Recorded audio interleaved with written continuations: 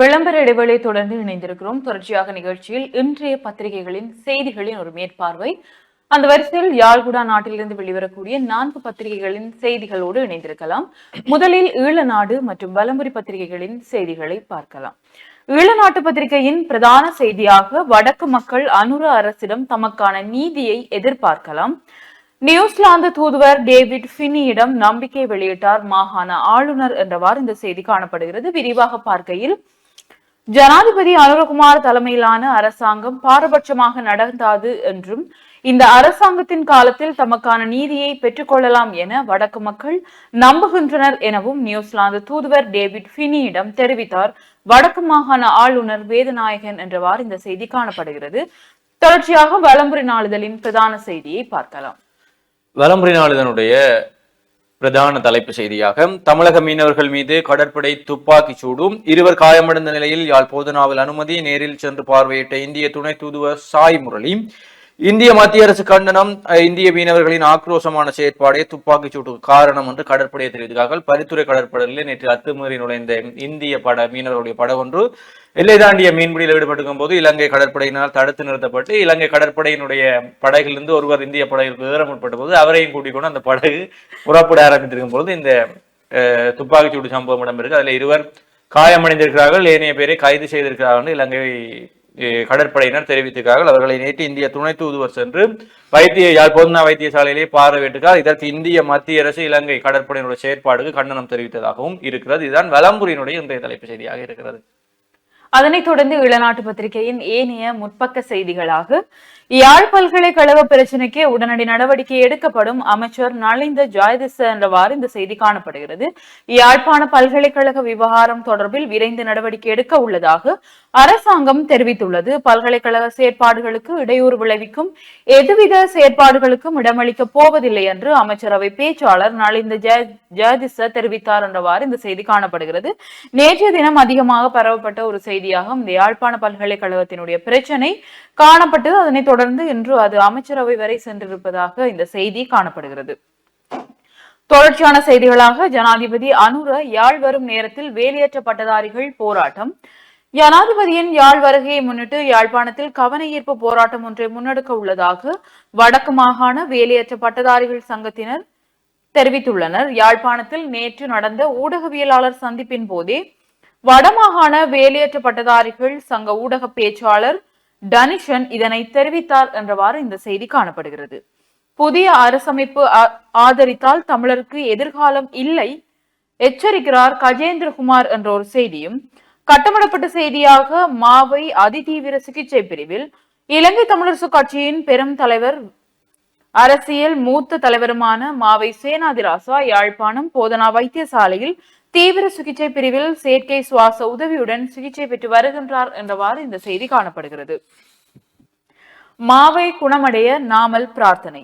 தமிழரசு கட்சியின் முன்னாள் தலைவர் மாவை சேனாதிராசா மருத்துவமனையில் அனுமதிக்கப்பட்டதை அறிந்து மிகுந்த கவலை அடைந்துள்ளதாகவும் அவர் விரைவாக குணமடைய நாமல் பிரார்த்தனை என்றவாறு ஈழநாட்டு பத்திரிகையின் முற்பக்க செய்திகள் காணப்படுகிறது. தொடர்ச்சியாக வலம்புரி நாளிதழின் செய்திகளை பார்க்கலாம். அதே போல்தான் வலம்புரி நாளிதழும் இன்றைக்கு தமிழரசு கட்சியின் மூத்த தலைவர் மாவை சேனாதிராஜா அவர்கள் வைத்தியசாலையில் அனுமதிக்கப்பட்டிருப்பது தொடர்பான செய்தி புலந்திருக்கிறது. குறிப்பாக அவர் வீட்டில் இருக்கக்கூடிய குளியரலையில் வலிக்கு விழுந்த பொழுது அவருடைய தலையிலே பாதிப்பு ஏற்பட்டு மூளையிலே இரத்த கசிவு காரணமாக யாழ் போதனா வைத்தியசாலையினுடைய அவசர சிகிச்சை பிரிவிலே மாவை சேனாதிராஜா அனுமதிக்கப்பட்டிருக்கிறார் என்று அந்த செய்தி காணப்படுகிறது. அவர் விரைவில் குணம் பெற்று வீடு திரும்புவதற்கு நாங்களும் இறைவனை பிரார்த்தித்துக் கொள்கிறோம். அதே போல பிரித்தானிய அமைச்சர் ஜால் விஜயம் ஸ்ரீதரன் கஜேந்திரகுமாருடன் சந்திப்பு என்ற செய்தியும், நாமலுக்கு எதிராக குற்றப்பத்திரிகை என்ற ஒரு கட்டமிடப்பட்ட செய்தியும், 14ஆம் 15ஆம் தேதியில் கச்சத்தீவு அந்தோணியார் ஆலய திருவிழா என்ற செய்தி, கச்சத்தீவு புனித அந்தோணியார் ஆலயத்தின் வருடாந்த திருவிழா எதிர்வரும் மார்ச் 14, 15ஆம் தேதிகளில் நடைபெறும் என்று அந்த செய்தி வெளியிடப்படுகிறது. அதே நேரம் அனுர் அரசாங்கத்தின் காலத்தில் நீதியை பெற்றுக் கொள்ளலாம் என வடக்கு மக்கள் நம்புகின்றனர், நியூசிலாந்து தூதுவரிடம் ஆளுநர் தெரிவித்தார் என்ற புகைப்படம் தாங்கிய செய்தி ஒன்றும், கொள்கையில் இணக்கமில்லாமல் கட்சிகளுடன் ஒன்றிணைவது தொடர்பில் சிந்திக்க முடியாது, கஜேந்திரகுமார் பொன்னம்பலம் தெரிவிப்பு என்ற செய்தி, கொள்கை ரீதியான இணக்கப்பாடு இல்லாமல் கட்சிகள் ஒன்றிணைவது தொடர்பில் சிந்திக்க முடியாது என தமிழ் தேசிய மக்கள் முன்னணியின் தலைவரும் பாராளுமன்ற உறுப்பினருமான கஜேந்திரகுமார் பொன்னம்பலம் தெரிவித்திருக்கிறார் என்று அந்த செய்தி காணப்படுகிறது. அதே நேரம் யாழ் பல்கலைக்கழக பேரவை இன்று அவசரமாக கூடுகிறது. பல்கலைக்கழகத்துக்கு நடந்திருக்கக்கூடிய இந்த பிரச்சனைகள், மாணவர்களுடைய உணவுத் தொகை தவிர்ப்பு போராட்டம், கலைப்பிடாதிபதியினுடைய அவர் அந்த பிடாதிபதி பதவியிலிருந்து விலகியது, ஏனைய மாணவர்களுடைய போராட்டம் என்று பல்கலைக்கழகத்தில் நடந்திருக்கக்கூடிய குழப்ப நிலைகளை தொடர்ந்து யாழ் பல்கலைக்கழக பேரவை இன்றைக்கு திடீரென கூடுகிறது அவசரமாக என்று அந்த ஒரு செய்தி காணப்படுகிறது. அதே நேரம் மக்களின் வாழ்க்கையை மேம்படுத்த நடவடிக்கை ஜனாதிபதி அனுர என்ற செய்தியும், நெல்லியடியில் பச்சை குத்தும் நிலையம் மூடப்பட்டது. நெல்லியடியில் உள்ள பச்சை குத்தும் நிலையம் ஒன்று சமூக விரோத செயற்பாடுகள் மற்றும் துஷ்பிரயோகங்கள் இடம்பெற்ற காரணத்தினால் மூடப்பட்டுகிறது என்ற கட்டமிடப்பட்ட செய்தியும் பலம்புரியினுடைய முற்பக்க செய்திகளாக காணப்படுகிறது. தொடர்ச்சியாக பத்திரிகையினுடைய உட்பக்க செய்திகளை பார்க்கலாம். சர்ச்சையில் சிக்கிய ரணில் கையொப்பம் இட்ட கடிதம், சிஐடி தீவிர விசாரணை. முன்னாள் ஜனாதிபதி ரணில் விக்ரமசிங்க ஆட்சியில் இருந்த போது அவரது கடித தலைப்பின் முன்னாள் போலீஸ் மா அதிபருக்கு விடுவிக்கப்பட்டிருந்த முறைகேடான உத்தரவு குறித்து விசாரணைகள் ஆரம்பிக்கப்பட்டுள்ளது என்றவாறு ஒரு செய்தி இங்கே காணப்படுகிறது. அதனைத் தொடர்ந்து கட்டைக்காட்டில் ஆண்டவர் சிலுவையின் காலில் இருந்து நீர் என்ற ஒரு புகைப்படம் தாங்கிய செய்தி. வடமராட்சி கிழக்கு கட்டைக்காடு பகுதியில் காணப்படும் ஆண்டவரின் சிலுவையில் இருந்து நேற்று நீர் கசிந்துள்ளது. 3 மணத்தியாலங்களுக்கு மேலாக ஆண்டவர் சிலுவையின் விரல் பகுதியில் இருந்து நீர் கசிந்துள்ளது. சம்பவம் அறிந்து பல்வேறு இடங்களில் இருந்து வருகை தந்த மக்கள் ஆண்டவரின் காலில் இருந்து வழிந்தோடிய நீரை எடுத்துச் சென்றனர் என்றவாறு இந்த செய்தி காணப்படுகிறது. அதானியிடமிருந்து இலங்கைக்கு குறைந்த விலையில் மின்சாரம் என்ற ஒரு செய்தி காணப்படுகிறது. விரிவாக பார்க்கையில், அதானி புதுப்பிக்கத்தக்க எரிசக்தி திட்டத்தின் கீழ் மின்சார கொள்முதல் விலையை $6 குறைவாக குறைப்பது குறித்து கலந்துரையாடல்கள் நடைபெற்று வருவதாக அமைச்சரவை பேச்சாளர் அமைச்சர் நலிந்த ஜெயதிச தெரிவித்துள்ளார் என்றவாறு இந்த செய்தி காணப்படுகிறது.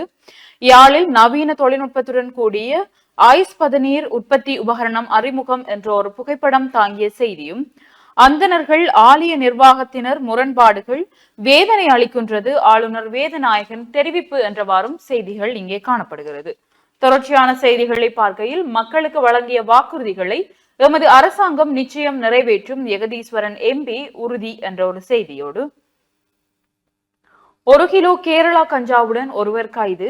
யாழ்ப்பாணம் இளவாலை போலீஸ் பிரிவிற்குட்பட்ட மாதகல் பகுதியில் 1 கிலோ 100 கிராம் கேரளா கஞ்சாவுடன் 52 வயதுடைய சந்தேக நபர் ஒருவர் கைது செய்யப்பட்டுள்ளார் என்ற செய்தியும் இங்கே காணப்படுகிறது. தொடர்ச்சியான செய்திகளாக, ரஷ்ய படைகளில் உள்ள இளைஞர்களை மீட்க விரைந்து ராஜதந்திர நடவடிக்கை என்ற ஒரு செய்தி காணப்படுகிறது. தொடர்ச்சியாக வலம்புரி நாளிதழின் உட்பக்க செய்திகளை பார்க்கலாம்.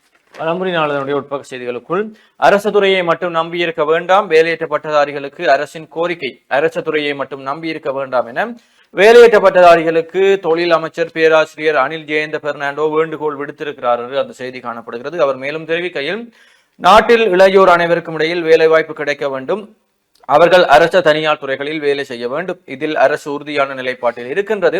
ஆனால் அரசு துறையில் மாத்திரம் வேலை வாய்ப்பு வேண்டும் என்று கோரி இளைஞர் யுவதிகள் பிடிவாதமாக இருக்கக்கூடாது என்று அந்த செய்தி தொடர்ந்து செல்கிறது. தொடர்ச்சியாக, யாழ் பல்கலை விவகாரம் விரைவில் நடவடிக்கை, அரசாங்கம் அறிவிப்பு. யாழ்ப்பாண பல்கலைக்கழக விவகாரம் தொடர்பில் விரைந்து நடவடிக்கை எடுக்கப்பட உள்ளதாக அனுர அரசாங்கம் அறிவித்திருக்கிறது. குறித்த விடயத்தை அமைச்சரவை பேச்சாளர் வைத்தியர் நலிந்த ஜெயதிச தெரிவித்திருக்கிறார் என்று அந்த செய்தி தொடர்ந்து செல்கிறது. தொடர்ச்சியாக, இலங்கை இந்த மீனவர்களின் பிரச்சனையை தீர்க்க பேச்சுவார்த்தை, அமைச்சர் நலிந்த ஜெயதிச என்று அந்த செய்தி காணப்படுகிறது. அதே நேரம், 1 வருடத்திற்கு ஒரு வாகனத்தை மட்டுமே இறக்குமதி செய்யலாம், வெளியானது வர்த்தமானி என்ற செய்தியும், வாகன இறக்குமதிக்கு அனுமதி வழங்குவது தொடர்பான விசேட வர்த்தமானி அறிவித்தல் ஒன்று வெளியிடப்பட்டிருக்கிறது. நிதி திட்டமிடல் மற்றும் பொருளாதார மேம்பாட்டு அமைச்சராக ஜனாதிபதி அனுரகுமார திசாநாயக்கவினால் இந்த வர்த்தமானி நேற்று முன்தினம் வெளியிடப்பட்டிருக்கிறது என்று அந்த செய்தி காணப்படுகிறது.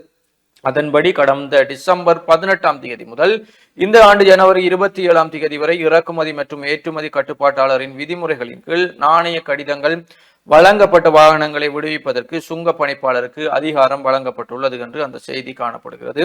அதே நேரம், சமுர்த்தி உத்தியோகத்தர்களுக்கு விரைவில் பதவி உயர்வு என்ற செய்தியும், பொருட்களுக்கு நிலவும் தட்டுப்பாட்டால் உணவகங்கள் மூட வேண்டிய நிலை, உணவக உரிமையாளர்கள் முறைப்பாடு, குறிப்பாக தேங்காய், அரிசி உள்ளிட்ட அத்தியாவசிய பொருட்களின் தட்டுப்பாட்டால் உணவகங்கள் மூட வேண்டிய நிலை வரலாம் என்று அவர்கள் தெரிவித்திருக்கிறார்கள் என்ற செய்தியும் காணப்பட்டது. அதே நேரம் அரிசிக்கான கட்டுப்பாட்டு விலை நீக்கப்படாது. அரிசிக்கு அரசாங்கம் விதித்திருக்கக்கூடிய கட்டுப்பாட்டு விலையை நீக்குவது தொடர்பான திட்டங்கள் எதுவும் இல்லை என்று அமைச்சரவை பேச்சாளர் நலிந்த ஜெயதிஷ தெரிவித்திருக்கார் என்று அந்த செய்தி தொடர்ந்து செல்கிறது.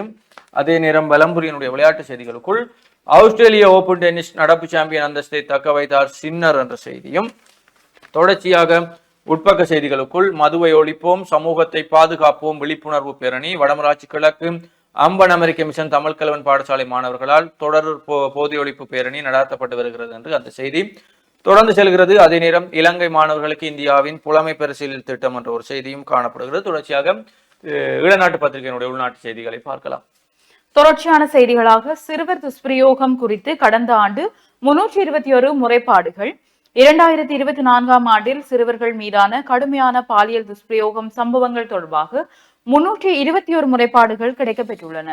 தேசிய சிறுவர் பாதுகாப்பு அதிகார சபையின் கூற்றுப்படி 2024 ஜனவரி திகதி முதல் டிசம்பர் 31ஆம் திகதி வரையான காலப்பகுதியில் பாலியல் துஷ்பிரயோகம் சம்பவங்கள் தொடர்பில் 580 முறைப்பாடுகள் கிடைக்கப்பெற்றுள்ளதாக தெரிவிக்கப்பட்டுள்ளது என்று ஒரு துயரகரமான செய்தியை இங்கே பகிர்ந்திருக்கிறார்கள். அதனைத் தொடர்ந்து நாட்டுக்குள் போதைப் பொருள் வருவதை விசேட அதிரடிப்படையினர் களமிறக்கம், அமைச்சர் ஆனந்த விஜயபால அறிவிப்பு, அரசியல் அழுத்தங்களின்றி விசாரணைகள் நடக்கின்றன என்ற ஒரு கட்டமிடப்பட்ட செய்தி. கடந்த சில வருடங்களாக மந்தகதியில் முன்னெடுக்கப்பட்ட விசாரணை நடவடிக்கைகள் தற்போது துரிதப்படுத்தப்பட்டுள்ளன.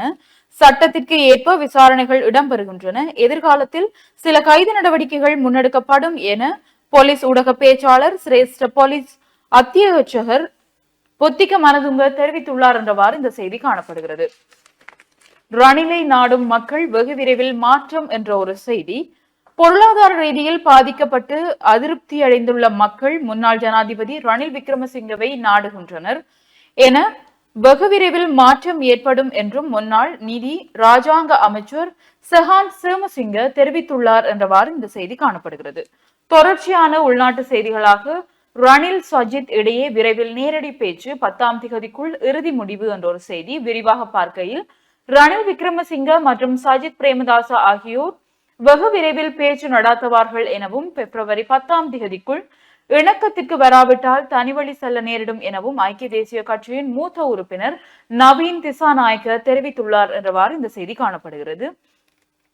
ஏனைய செய்திகளாக செவிலியர்களாக இஸ்ரேல் செல்லும் இலங்கையர்கள் 2025ஆம் ஆண்டு தொடக்கத்தில் இருந்து இலங்கையைச் சேர்ந்த சுமார் 119 பேர் இஸ்ரேலுக்கு வீட்டு செவிலியர் பணிக்கு சென்றுள்ளனர். இதன்படி நாளை புதன்கிழமை இஸ்ரேலுக்கு பயணமாக உள்ள 152வது குழுவைச் சேர்ந்த 29 பெண்கள், 5 ஆண்கள் என 34 செவிலியர் நிபுணர்களுக்கான விமான டிக்கெட்டுகள் வழங்கும் நிகழ்வு நேற்று முன்தினம் திங்கட்கிழமை வேலைவாய்ப்பு பணியகத்தில் நடைபெற்றது என்றவாறு இந்த செய்தி காணப்படுகிறது. மதுபோதையில் விபத்தை ஏற்படுத்திய உப போலீஸ் பரிசோதகர் மறியலில் கடமை நேரத்தில் மதுபோதையில் வாகனம் செலுத்தி விபத்தொன்றை ஏற்படுத்திய குற்றச்சாட்டில் கைதான கேகாலை தலைமையக போலீஸ் நிலையத்தின் உப போலீஸ் பரிசோதகர் ஒருவர் எதிர்வரும் பிப்ரவரி 10ஆம் தேதி வரை விளக்கமறியலில் வைக்கப்பட்டுள்ளார் என்றவாறு ஒரு செய்தி காணப்படுகிறது. மஹிந்தவுடன் பெரமனோவின் பிரதிநிதிகள் விசேட சந்திப்பு என்ற ஒரு கட்டமிடப்பட்ட செய்தியும், உணவு நிலையங்களை மூட வேண்டிய நிலைமை அத்தியாவசிய பொருட்களுக்கான தட்டுப்பாட்டால், சந்தையில் பொருட்களுக்கு நிலவும் தட்டுப்பாடு காரணமாக உணவகங்கள் மூட வேண்டிய நிலை ஏற்பட்டுள்ளதாக உணவக உரிமையாளர்கள் தெரிவித்துள்ளனர் என்றவாறு இந்த செய்தி காண முடிகிறது.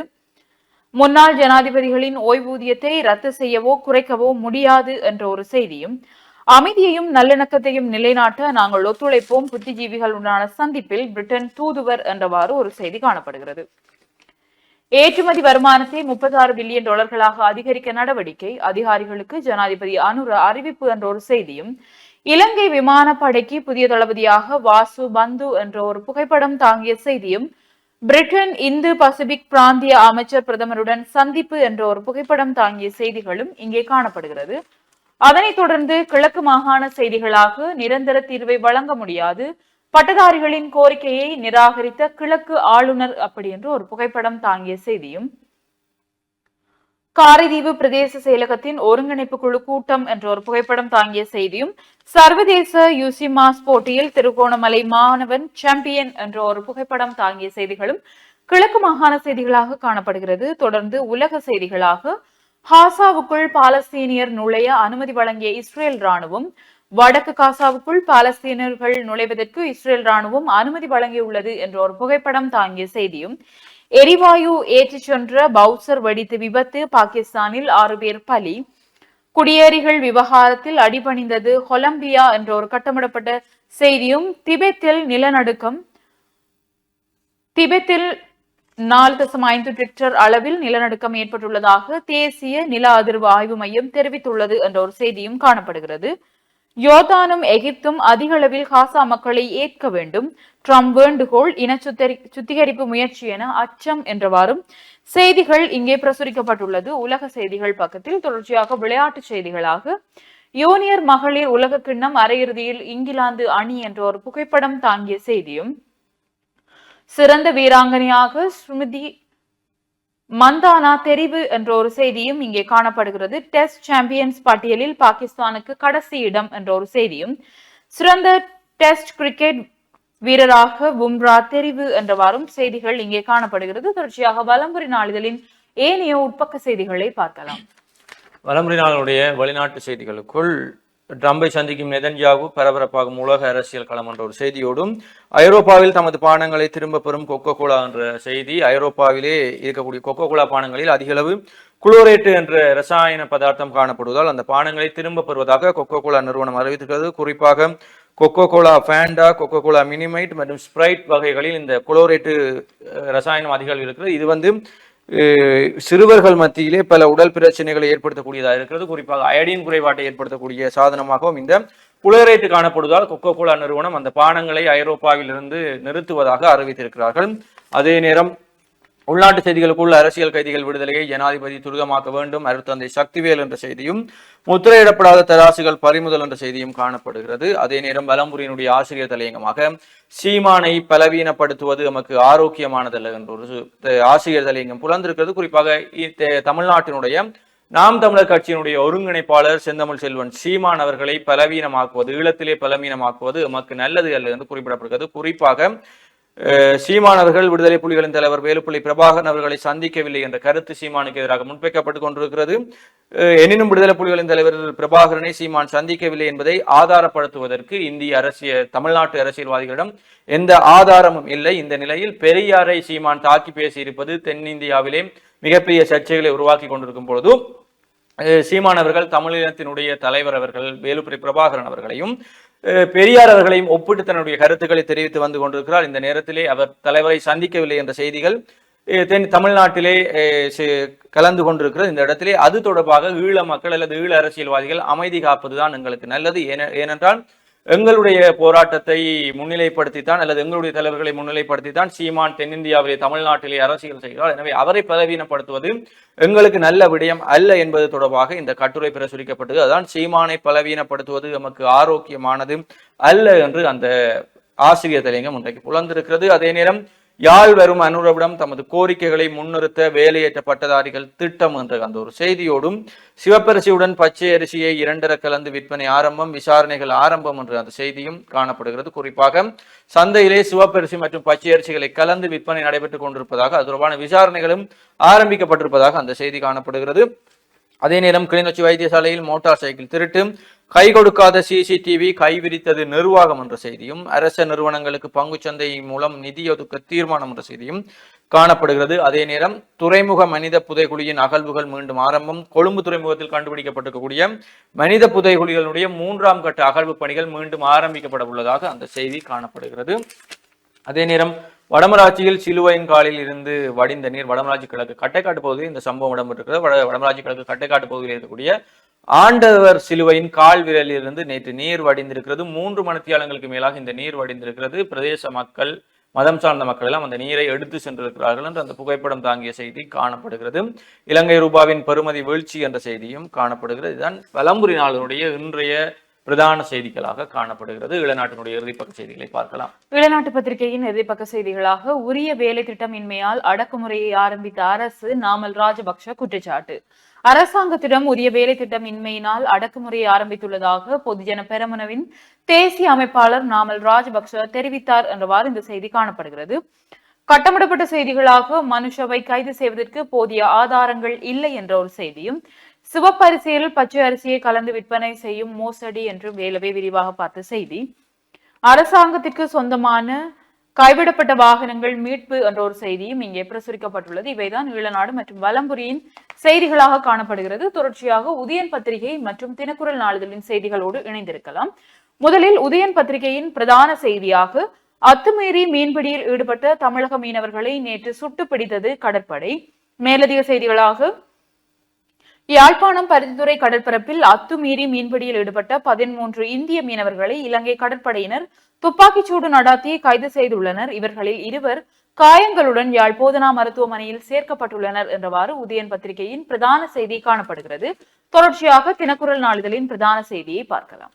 தினக்குரலுடைய பிரதான தலைப்பு செய்தியாக, அனுர அரசின் புது ஒற்றையாட்சி அரசியல் அமைப்பை தோற்கடிக்காவிட்டால் தமிழர்களுக்கு ஆபத்து ஏற்படும் எச்சரிக்கும் கஜேந்திரகுமார் பொன்னம்பலம். ஆட்சியில் உள்ள தேசிய மக்கள் சக்தி அரசினால் சமர்ப்பிக்கப்பட உள்ள புதிய ஒற்றையாட்சி அரசின் அரசியல் அமைப்பு மீதான பொதுசன வாக்கெடுப்பில் தோற்கடிக்க வேண்டும் என தமிழ் தேசிய மக்கள் முன்னணியின் தலைவரும் பாராளுமன்ற உறுப்பினருமான கஜேந்திரகுமார் பொன்னம்பலம் தெரிவித்திருக்கிறார் என்று அந்த செய்தி.